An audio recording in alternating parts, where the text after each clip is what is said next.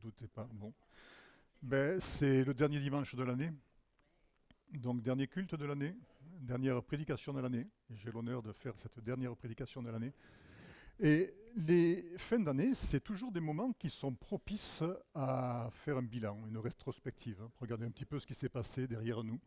Et souvent, ce qui s'est passé l'année précédente, l'année que l'on vient de vivre, ça va donner un petit peu la tonalité de comment on va aborder l'année suivante.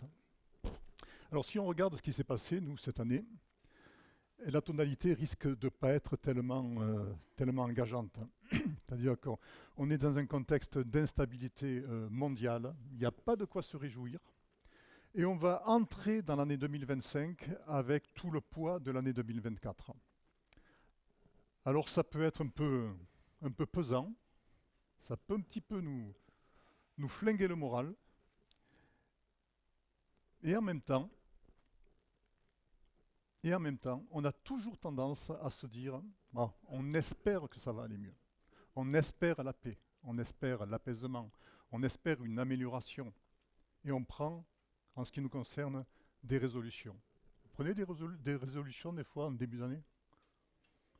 Ah, moi, depuis 35 ans, chaque 1er janvier, je dis, cette année, je me remets au sport. 3 fois par semaine. Et voilà le résultat. Alors on va lire un psaume. Et le psaume que l'on va lire, il nous invite à avoir une vision plus large. Il nous invite à voir notre vie en perspective et à ne pas se baser uniquement sur ce que l'on ressent, sur ce que l'on a éprouvé. Il va nous recentrer sur l'essentiel. Alors, je vais lire ce psaume, je lis des passages de ce psaume pour pas que ce soit trop long, parce qu'il est quand même assez long. Et en fait, ce psaume, il ne se trouve pas dans le livre des psaumes, comme on pourrait s'y attendre, mais dans le livre de 1 Chronique. Et c'est une compilation de 3 psaumes différents que David a écrits, que l'on peut retrouver dans les psaumes 105, 96 et 106. Donc voilà, pour ceux qui ont des Bibles de l'Église, c'est à la page 290. Et ce psaume nous montre que le souvenir des événements passés va nous pousser à célébrer Dieu. Voici ce qu'il dit. Louez l'Éternel, faites appel à son nom. Faites connaître ses hauts faits parmi les peuples. Chantez en son honneur. Jouez de vos instruments en son honneur. Célébrez toutes ses merveilles. Placez votre fierté dans son saint nom. Que le cœur de ceux qui cherchent l'Éternel se réjouisse. Ayez recours à l'Éternel et à sa force. Recherchez constamment sa présence. Souvenez-vous des merveilles qu'il a accomplies, de ses miracles et de ses jugements. L'Éternel est notre Dieu, ses jugements s'exercent sur toute la terre. Rappelez-vous toujours son alliance, le pacte qu'il a traité avec Abraham, le serment qu'il a fait à Isaac. Ils étaient étrangers dans le pays, ils erraient d'une nation à l'autre ou d'un royaume vers un autre peuple. Chantez en l'honneur de l'Éternel, habitant de toute la terre, annoncez de jour en jour son salut, racontez sa gloire parmi les nations, ses merveilles parmi tous les peuples. Oui, l'Éternel est grand et digne de recevoir toute louange. Famille des peuples, rendez à l'Éternel gloire et honneur. Rendez à l'Éternel la gloire due à son nom, apportez-lui des offrandes et venez en sa présence. Le monde est ferme, il n'est pas ébranlé. Que le ciel se réjouisse, que la terre soit dans l'allégresse, que l'on dise parmi les nations, l'Éternel règne. L'Éternel vient pour juger la terre. Célébrez l'Éternel car il est bon. Oui, sa bonté dure éternellement. Dites, sauve-nous, toi le Dieu qui est notre sauveur. Rassemble-nous et retire-nous du milieu des nations. Ainsi, nous célébrerons ton saint nom et nous mettrons notre gloire à te louer. Béni soit l'Éternel, le Dieu d'Israël, d'éternité en éternité. Et tout le peuple dit Amen, louez l'Éternel. Alors ce psaume, il a été chanté dans un contexte particulier. Il a été chanté à l'occasion du sacre du roi David.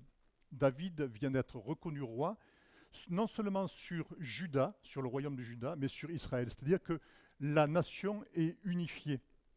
C'est un jour de joie, un jour solennel, un jour de liesse populaire. Vous imaginez, vous avez peut-être déjà vu à la télé le couronnement du roi ou de la reine d'Angleterre. Vous voyez un petit peu le faste qu'il y a, tout ce qui se passe.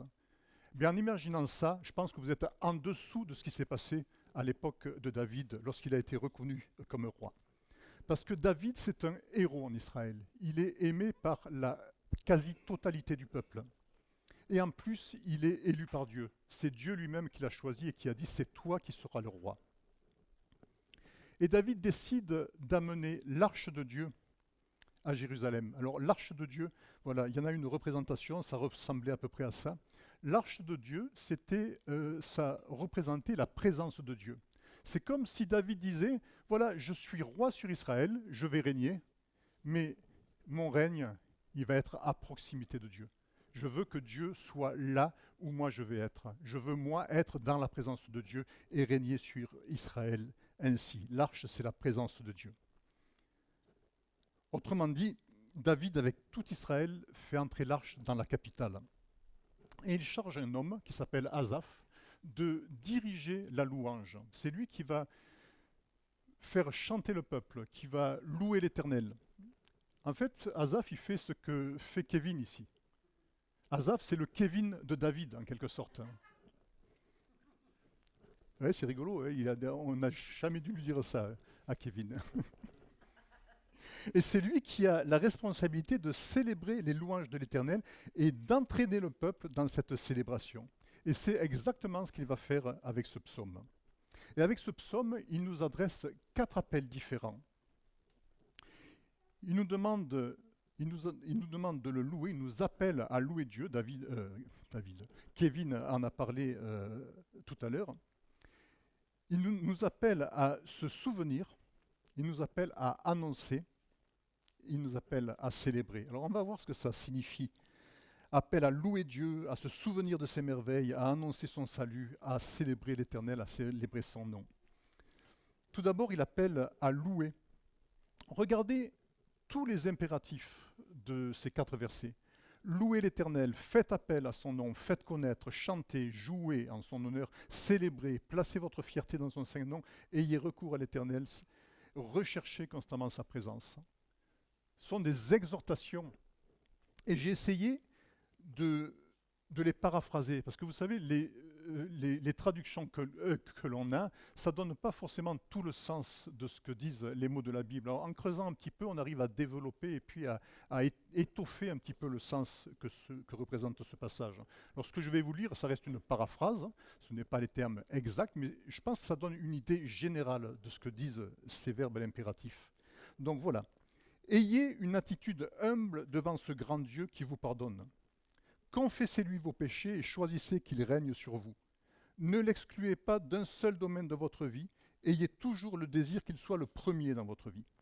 Parlez, partagez avec vos frères et sœurs à propos de ce que vous vivez, vos combats, vos difficultés, vos bénédictions. Soyez fiers de Dieu, pas de vous-même, c'est moi qui le rajoute ça. Osez faire des choses insensées, comme construire une église alors que vous êtes 18. C'est moi qui le rajoute aussi, ça. Parce que nous le savons, tout dépend de lui. Battez-vous dans la prière. Il ne s'agit pas d'exiger de Dieu, il s'agit d'exiger de vous-même et de ne pas accepter de stagner dans votre connaissance de Dieu. Ne vous satisfaisez pas de vos acquis spirituels comme s'ils étaient suffisants. C'est un programme intéressant. C'est une manière de voir les choses qui est à la fois très, qui nous demande beaucoup, mais qui en même temps va nous amener à nous approcher de Dieu. Et ces indications, c'est ce qui va nous aider à avoir cette attitude. D'abord, le psaume dit qu'il faut se souvenir. Il faut se souvenir de 2 choses. Les merveilles, les miracles, les jugements, c'est un pacte, c'est une seule chose. Et ensuite, de son alliance. Autrement dit, les merveilles, les miracles et les jugements, ce sont les choses étonnantes et difficiles à comprendre que Dieu nous montre par sa parole ou par ses actes. Des signes, des présages d'un événement futur, ou bien alors des règles qu'il a établies. C'est un encouragement à ne pas négliger ce que Dieu a fait dans le passé. La Bible, elle regorge de signes et de miracles, de récits de miracles. Ce sont des signes qui annoncent ou qui authentifient la parole de Dieu. Elle regorge également de prescriptions, de commandements, d'avertissements qui vont nous expliquer ce qu'est la volonté de Dieu, en quoi elle consiste. Et parfois, ce sont des choses qui sont difficiles à comprendre. Et face à ces choses-là, on peut réagir de deux manières différentes.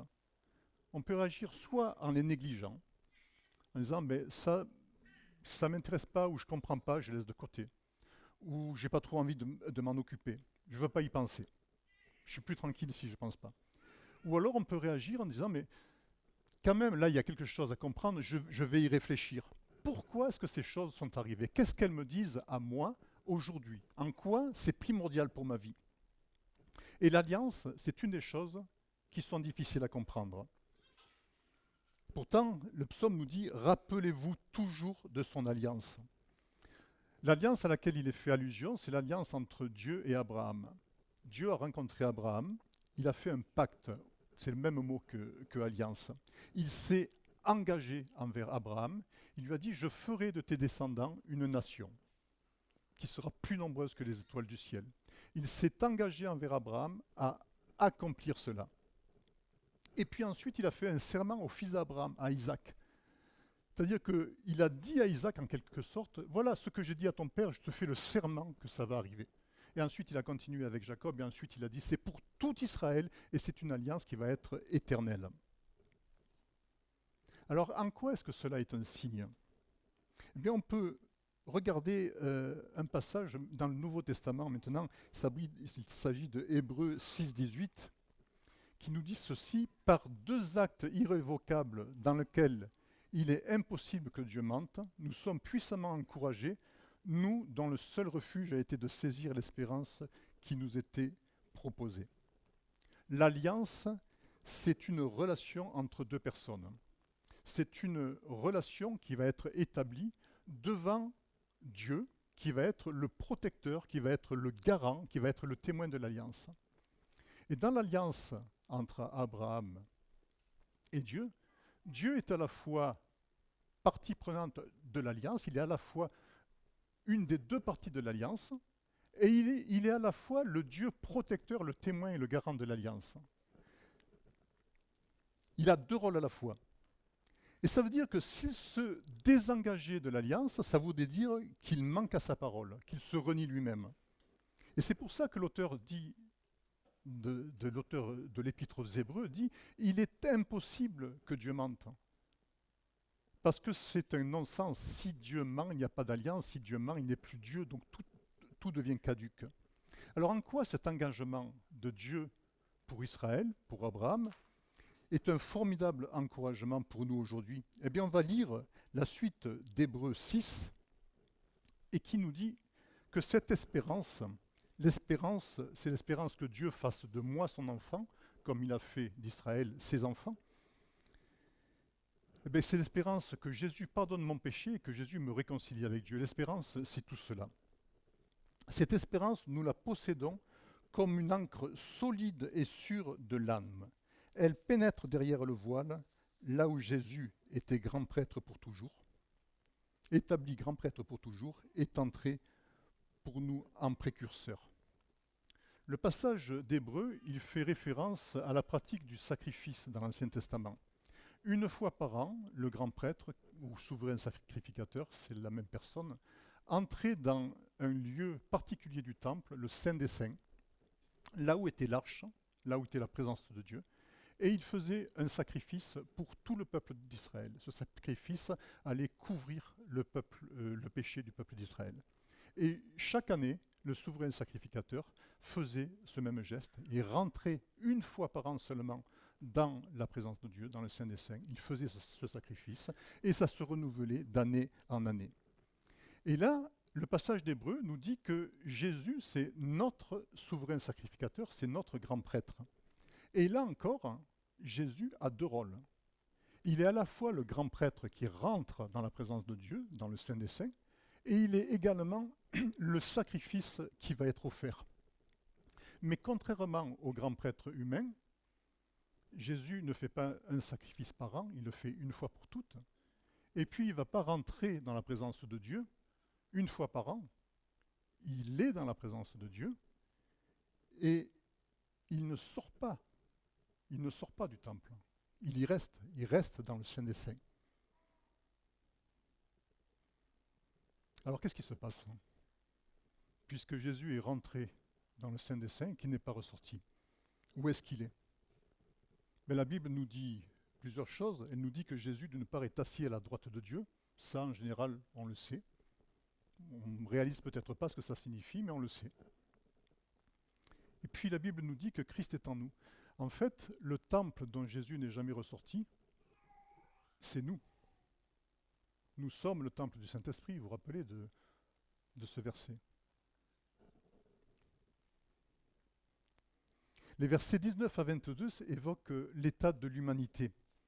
Depuis l'époque de David, on peut dire que cet état n'a jamais changé. L'humanité est étrangère à Dieu, errante, perdue, vulnérable. Mais le passage d'Hébreux nous dit que nous avons une ancre solide et sûre derrière le voile.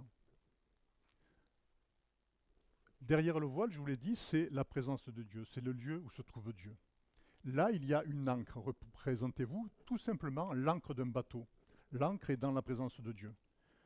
Et nous sommes à l'extérieur, de l'autre côté du voile, et nous sommes attachés à cette ancre. Qu'est-ce que ça signifie? Si on reprend l'image de Paul et du bateau, ça signifie que s'il y a une tempête, s'il se passe quoi que ce soit, nous sommes ancrés dans la présence de Dieu. Il n'y a rien qui peut nous arriver. Alors effectivement, nous allons subir les conséquences d'une tempête, nous allons être ballottés, nous allons être malmenés, nous allons peut-être souffrir, mais jamais nous n'allons sombrer parce que notre ancre, c'est Dieu qui la tient. Est-ce qu'on réalise cela? Moi, j'avais une autre image qui me venait. Dans ma jeunesse, j'ai fait un petit peu d'escalade ou de spéléo. J'arrivais encore à passer dans les trous. Maintenant, c'est pas sûr. Et quand vous montez une falaise, que vous êtes à 25 mètres de haut, que vous avez un peu le vertige, que vos prises ne sont pas assurées, vous vous dites, j'ai un baudrier et je suis accroché là-haut. Même si je tombe, je vais peut-être me cogner, je vais m'écorcher, mais en aucun cas je vais me tuer, en aucun cas je serai mort, en aucun cas ça va être dramatique, parce que j'ai cette assurance. Et c'est de ça qu'il s'agit dans le passage. C'est lui qui empêche nos vies de dériver, de se perdre. Nous subissons les tempêtes, mais elles ne peuvent pas nous emporter, ne peuvent pas nous faire couler. Et c'est ça que le psaume nous demande d'annoncer. Annoncer de jour en jour son salut, raconter sa gloire parmi les nations, ses merveilles parmi tous les peuples. Et en fait, si on regarde littéralement ce que ça signifie, littéralement c'est réjouissez ceux qui vous entourent. Et les réjouir comment? Mais en leur annonçant que Dieu les aime et qu'il veut les sauver. Raconter sa gloire, énumérer précisément sa dignité, sa gloire, sa splendeur, le cœur de Dieu. Autrement dit, présentez Dieu à ceux qui vous entourent et expliquez-leur qui il est vraiment, à quel point il est bon, à quel point il est juste et glorieux. Ne les laissez pas penser que Dieu est un Dieu injuste ou inaccessible. Et David termine son psaume par un appel à célébrer l'Éternel. Et pour quelle raison est-ce qu'il faudrait célébrer l'Éternel d'après ce passage? Alors bien sûr, on va tous trouver des dizaines et des centaines de raisons, mais d'après ce passage, entre autres précisément, voilà ce qu'il nous dit. Ce qui me pousse à célébrer l'Éternel, c'est que le monde est ferme. C'est lui qui règne et qui juge la terre. C'est lui notre sauveur. C'est lui qui nous rassemble. Alors là, il ne nous demande plus de louer l'Éternel, mais de le célébrer. Quelle différence vous feriez entre louer et célébrer? Kevin, tu as dû réfléchir à la question. Donc tu ne réponds pas. Alors je pense, et Kevin, tu me diras si je me trompe, je pense que la célébration, c'est une louange. Mais c'est une louange un petit peu particulière dans le sens où la célébration, elle est communautaire. Ce n'est pas quelque chose qui se passe uniquement moi par rapport à Dieu, mais c'est les frères et sœurs ensemble devant Dieu. Et d'ailleurs, regardez les versets de 28 à 35, ce qui s'adresse « Famille des peuples, rendez à l'Éternel gloire et honneur ». On s'adresse à un groupe, « Tremblez devant lui, habitants de toute la terre ». Que l'on dise « Parmi les nations, rassemble-nous, retire-nous du milieu des nations. Ainsi nous célébrerons ton Saint-Nom et nous mettrons notre gloire à te louer. » Voilà tout ce que nous rappelle ce psaume de David. Alors on va se dire, bien sûr, David, il pouvait être reconnaissant à Dieu comme ça, il vient d'être célébré roi.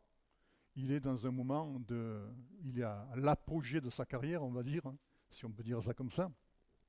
Et il n'a rien à voir avec moi. Moi, ce n'est pas le cas.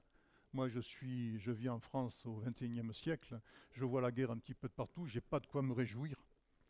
Mais en fait, il faut se rappeler que 3 mois avant, David avait prévu de ramener l'arche à Jérusalem déjà. Et il avait organisé toute une cérémonie et tout le monde était là. David lui-même jouait de la harpe, il dansait, il chantait devant Dieu. C'était encore un moment de liesse. Et il avait fait transporter l'arche sur un char avec des bœufs, ce qui était complètement contraire à la parole de Dieu. Dieu avait donné des prescriptions très précises et David les avait négligées. Et qu'est-ce qui s'est passé? Une des personnes qui transportait l'arche a touché l'arche et est tombée raide morte. Et dans quel état d'esprit était David à ce moment-là? Mais David, il était furieux, il était en colère contre Dieu, et il a eu peur de Dieu. Et il n'a pas voulu que l'arche de Dieu, que la présence de Dieu s'approche de chez lui. Il a laissé l'arche à quelqu'un d'autre. Il a dit non, pas chez moi, trop dangereux, je ne veux pas.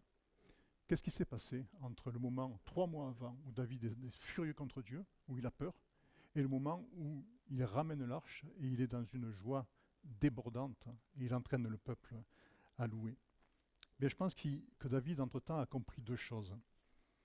Il a compris en premier que l'injustice, elle n'est jamais du côté de Dieu, elle est toujours de mon côté. Et puis il a compris que négliger la parole de Dieu, que ce soit de n'importe quelle manière, ça conduit à la mort. Il n'y a rien d'autre. Pourtant, quand il a fait remonter l'arche, il avait un cœur sincère. Il le faisait vraiment de tout son cœur, il était vraiment honnête devant Dieu. Mais ce n'est pas parce qu'on est honnête devant Dieu que l'on peut désobéir à sa parole. Ce n'est pas parce qu'on est honnête devant Dieu que le fait de négliger sa parole va nous sauver. C'est même le contraire. Ce qui est surprenant, c'est que après la mort de David, Dieu parle de lui par l'intermédiaire d'un prophète. Et il dit ceci: David qui me suivait de tout son cœur, ne faisant que ce qui est droit à mes yeux. C'est l'appréciation que Dieu a sur David. Et moi, quand je lis la Bible et quand je lis la vie de David, je me dis waouh, Dieu dit ça, mais c'est surprenant. Parce que David, il était prêt à exterminer un tas de gens parce qu'un seul homme lui avait manqué de respect. C'est l'histoire de Nabal. Il a fait tuer Uri, un homme, pour lui voler sa femme. Il a désobéi à Dieu à une autre occasion en faisant un recensement. Il a été la cause de la mort de 70 000 personnes. David me suivait de tout son cœur, ne faisant que ce qui est droit à mes yeux. C'est pas un peu bizarre comme formulation? Qui parmi nous a fait autant de choses que David? Qui est-ce parmi nous qui a été à l'origine de 70 000 morts? Personne. Bon, vous me rassurez? Mais en fait, ce que dit Dieu de David, ça nous parle de la grâce de Dieu, qui efface tous les péchés. Et en fait, l'amour de David était réel pour Dieu. David n'était pas quelqu'un qui mentait à Dieu, qui se cachait de Dieu, qui résistait à Dieu. C'était un homme imparfait, vraiment très imparfait, mais en même temps un homme qui avait un cœur pour Dieu et qui connaissait Dieu. Et ce que Dieu dit, c'est que David était droit à ses yeux. Il ne dit pas David était juste, il ne dit pas David n'a jamais péché, David était droit à mes yeux. Et le fait d'être droit, je pense que ça consiste à ne pas résister à la volonté de Dieu. Chaque fois que David s'est planté, chaque fois qu'il a péché, chaque fois qu'il a fait des horreurs, David est revenu à Dieu d'un cœur sincère. Il a reconnu sa petitesse, il a reconnu sa bassesse, tout roi qu'il était. Il était le personnage le plus important de la nation. Comme d'autres, il aurait pu faire tuer les prophètes, il aurait pu s'enfoncer dans son péché, mais David reconnaissait son péché. David était humble de cœur. Et si Dieu a pardonné David parce qu'il était humble de cœur et qu'il revenait à lui constamment, il peut pardonner chacun d'entre nous qui reconnaît que sans le sacrifice de Jésus, il est impossible de s'approcher à Dieu. Il y a parfois des personnes, et j'en ai rencontré, qui disent non, moi j'en ai tellement fait que Dieu ne peut pas me pardonner. Non, ça c'est faux. Tu n'as pas tué 70 000 personnes. Donc si Dieu a pardonné David, il peut te pardonner toi. La seule chose, sois comme David dans ton cœur, reconnais que tu as péché, demande au Seigneur de te pardonner, accepte le sacrifice de Jésus pour toi, et là tu seras lavé, tu seras pur, tu seras pardonné. Alors quel regard est-ce que je porte sur l'année écoulée, sur ma vie et sur l'année qui vient? Est-ce que c'est de l'inquiétude par rapport aux événements? Est-ce que c'est de la colère parce que je vis ou parce que j'ai vécu des situations difficiles ou injustes? Est-ce que c'est de la révolte parce que la vie m'a déçu? Où est-ce qu'est mon espérance? Dans des résolutions que je vais avoir ou dans l'ancre qui est de l'autre côté du voile dans la présence de Dieu et qui me relie à Dieu et qui me donne cette certitude que je ne vais jamais sombrer? Si c'est le cas, malgré toutes les situations difficiles passées ou présentes, je peux me souvenir que quoi qu'il se passe, et c'est ce psaume qui me le confirme, je suis en sécurité grâce à ce que Dieu a fait pour moi. Et nous pouvons alors tous ensemble le célébrer pour cela.